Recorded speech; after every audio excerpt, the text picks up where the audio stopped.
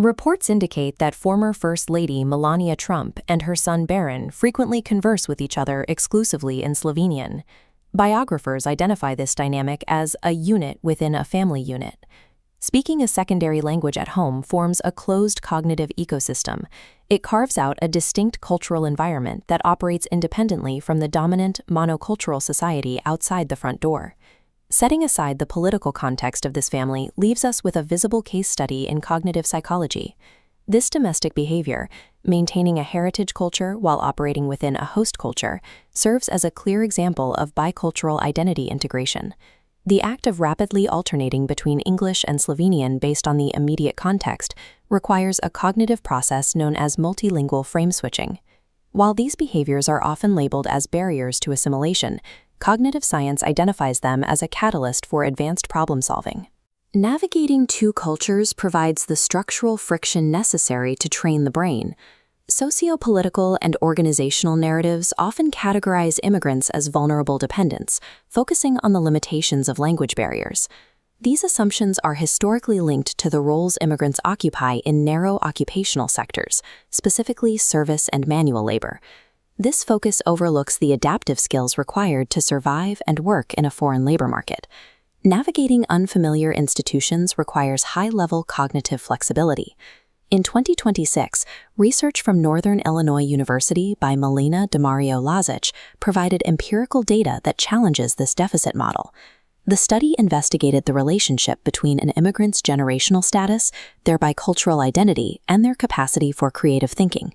The central concept is the friction of cultural adaptation, the continuous mental effort required to reconcile conflicting cultural norms.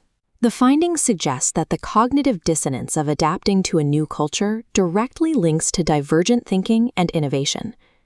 Cognitive science measures creativity as divergent thinking, the ability to generate multiple, diverse solutions to an open-ended problem.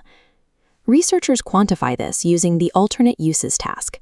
Participants are given a common object, like this brick, and must list as many alternative uses for it as possible within a time limit. Performance is graded on specific components. Fluency is the raw volume of ideas generated. Flexibility is the ability to group those ideas into distinct conceptual categories, breaking away from restricted thinking patterns. Originality marks the statistical uniqueness or rarity of a response compared to the average participant. The metric excludes elaboration, the amount of detail added to an idea, because it is statistically redundant with fluency and does not measure ideational diversity. The capacity for divergent thinking is built through cognitive conditioning. It is the result of a brain that has learned to rapidly and flexibly categorize unique solutions.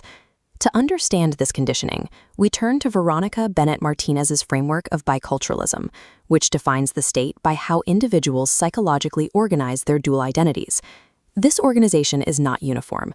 Individuals structure their bicultural experience in vastly different ways. The first dimension is cultural distance. It tracks whether an individual perceives their two cultures as overlapping or as entirely distinct and compartmentalized. The second dimension is cultural conflict, the experience of tension versus harmony between the two cultures. High cultural distance and high cultural conflict correlate positively with creative performance. Peak divergent thinking scores appear in this quadrant, where the two identities are perceived as clashing and separate. This spike in performance is driven by a mechanism called integrative complexity. Maintaining highly differentiated cultural frameworks forces the brain into a state of constant cultural frame switching, requiring it to swap rule sets and social norms based on its environment. The brain actively works to resolve the cognitive dissonance generated by these clashing frameworks, searching for ways to synthesize opposing ideas. This daily friction serves as a high-intensity workout for divergent ideation. The mental effort required to reconcile the cultures strengthens the individual's cognitive flexibility. These results vary across different immigrant cohorts. The 2026 thesis analyzed three groups: first generation, 1.5 generation, and second generation. Cognitive differences are expected between the first generation, who arrive as adults, and the second generation, who are born in the host country. The 1.5 generation occupies the middle ground, consisting of individuals who migrated during their childhood or adolescence. Comparison of divergent thinking scores revealed an anomaly.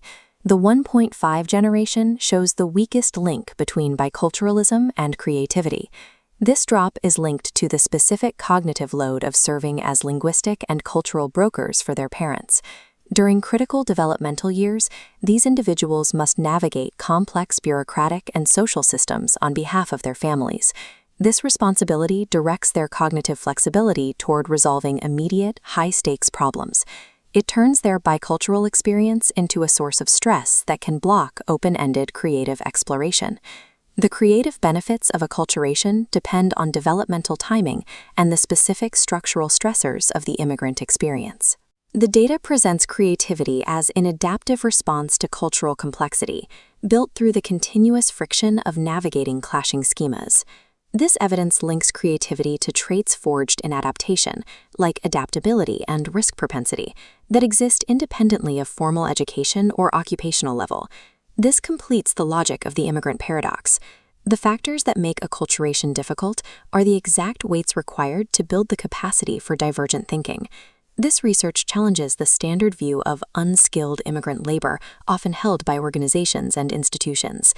Perceived deficits, such as cognitive dissonance or language barriers, are the mechanisms generating sophisticated cognitive schemas. Reclassifying cultural friction as a cognitive asset changes how institutions evaluate talent, revealing a labor force with problem-solving abilities conditioned by their daily environment. By moving past the deficit-based model, organizations can reevaluate how they foster immigrant talent. Cultural friction becomes a primary indicator of an individual's capacity for adaptive problem-solving.